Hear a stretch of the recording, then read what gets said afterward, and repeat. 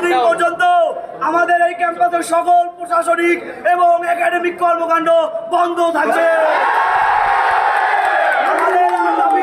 আমাদের আর দফা দাবি মেনে নিলেই তবে আমরা ঘরে ফিরব,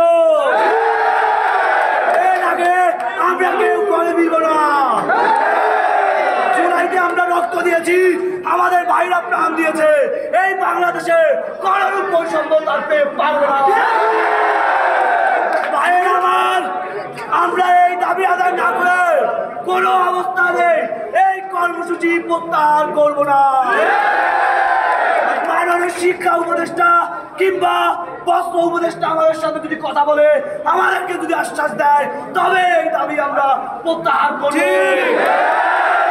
আমাদের দাবিগুলো পুনরায় আমরা আবার বলবো, আর দফা আর দাবি,